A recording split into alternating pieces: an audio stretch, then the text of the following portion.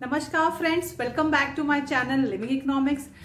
I'm very thrilled about today's discussion because of two reasons. One is because it is about my favorite topic, game theory, and second is because it is about my favorite topic, game theory.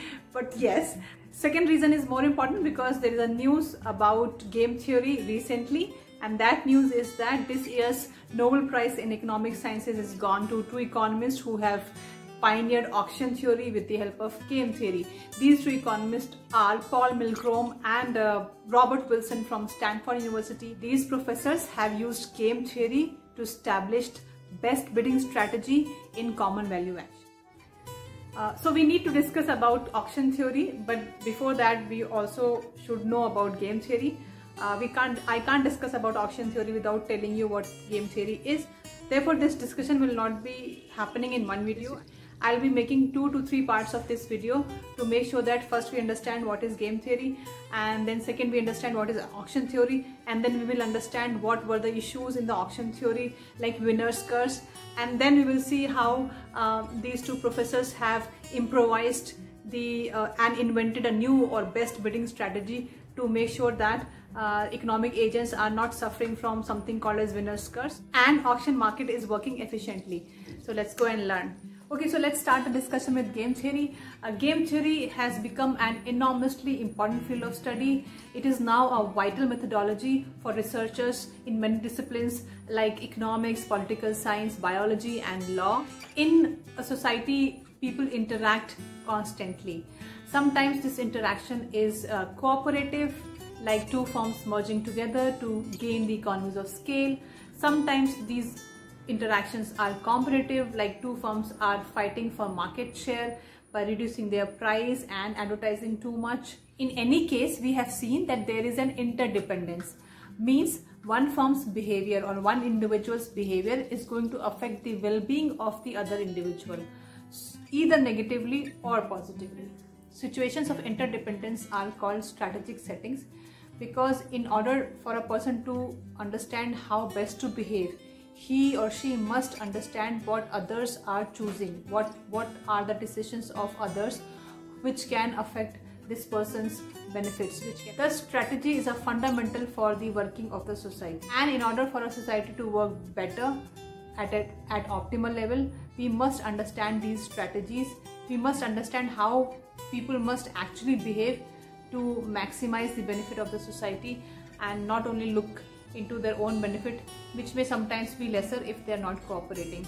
Therefore, a systematic study of such things is called a game theory, which is being propounded by John V. Newman and he's been studying about game theory since 1930s, 40s, 50s, and now game theory is very popular among all the disciplines. Game theory helps us to trace through logical implications about human behavior under uncertainty. So there are two types of game theories. One is cooperative and the other is non-cooperative. We are going to discuss about non-cooperative game theory first. Also, which under non-cooperative game theory, it is a one-time game. We'll be discussing about prisoner's dilemma. Let us see prisoner's dilemma with the help of PowerPoint presentation. Without wasting much time, let us know why interaction between two individuals is called a game. Just like any other game we play,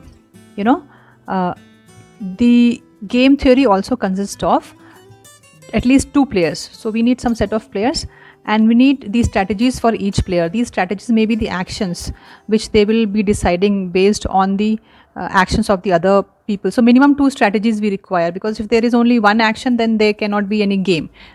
We need more than one actions, or we need more than one strategies to form a game theory. Then we need at least some payoffs, and these payoffs are again dependent on what one person is choosing, and his choice definitely is based on what his opponent is choosing or what other player is choosing. So let's start discussing about what is prisoner's dilemma. Prisoner's dilemma, mostly the most celebrated way to illustrate the kinds of difficulties that arise in two persons non-cooperative variable sum game. So if these two people are not cooperative, how we can depict this with the help of prisoner's dilemma, how we can let the world know that if you're not cooperative, we will not be achieving the best outcome for ourselves, maybe something less than best, or maybe the worst outcome for all of us. This prisoner's dilemma is originally formulated by American mathematician Albert Tucker. Now let me give you a background of what happens in this case. So there are two prisoners, and these two prisoners are suspected of committing a robbery. Okay, now they are caught at the crime scene, and so by the cops, and they are kept isolated and urged to confess.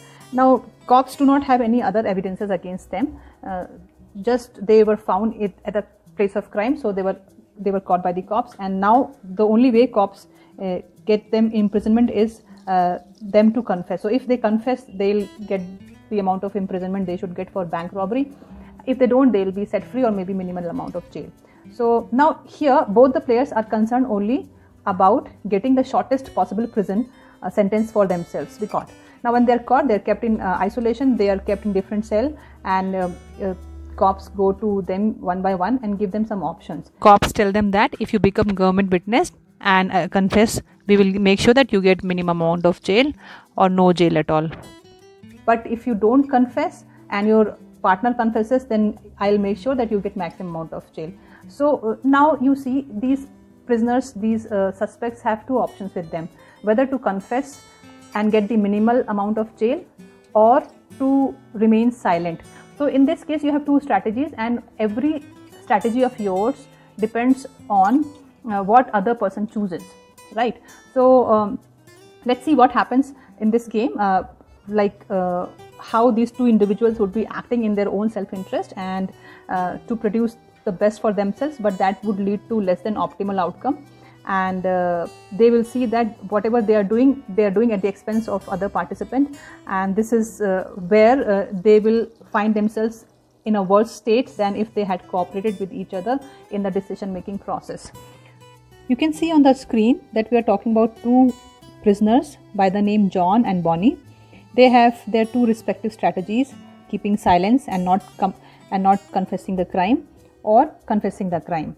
Now we have 4 payoffs over here, and each column depicts the payoff of John and Bonnie. Let's see what John's decision is based on the decision of Bonnie, keeping silence and or confessing. So let's say Bonnie plays silence. Then what would be John's best strategy is to confess. Why confess is best strategy for John? Because if Bonnie keeps silence or plays silence, John would get 5 years of imprisonment if he also keeps silence, but he would get only 1 year of imprisonment if he confesses. So best strategy for John when Bonnie keeps silence is to confess. Again, if Bonnie confesses and John remains silent, he gets 25 years of imprisonment. On the other hand, if he also confesses, he gets only 10 years of imprisonment. So you can see whether Bonnie plays silence or he is playing confess, the best strategy for John is to confess. So here this is called as dominant strategy. No matter what Bonnie plays, John's best reply is always to confess, and that is why confess is a dominant strategy for John. The same will happen in case of Bonnie's decision making also. So best strategy for Bonnie over here is to confess again, and therefore confess is a dominant strategy for Bonnie also. Just keep in mind that these two players are playing the game simultaneously. Both the suspects are kept in different cells and they have no idea what the other suspect would choose, but definitely they are thinking the way any human being would think. So you can see at the end they will land up having 10 years of imprisonment both, rather than if they have kept silence and they could have only had 5 years of imprisonment. Now this 10-10 you can see in the box is also called as Nash equilibrium.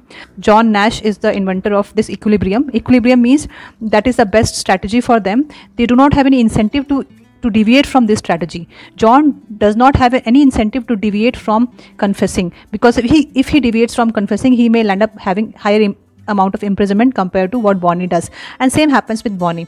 So now you understand this prisoner's dilemma is not just a situation, imaginary situation. This small case of prisoner's dilemma is applicable to most of the situations in the real world, like India and Pakistan being a nuclear weapon state, where they are maintaining nuclear weapon because they exactly do not know what the other country is thinking and how to make sure that they are safe in their country, their people are safe in within the boundaries. You can see if this dilemma is not there between India and Pakistan, they can, invest these resources which they have spent in maintaining nuclear weapon in something which is fruitful, like educating people, like creating jobs, like removing poverty. But because of information gap, but because of the opportunistic nature of human being, we exactly do not know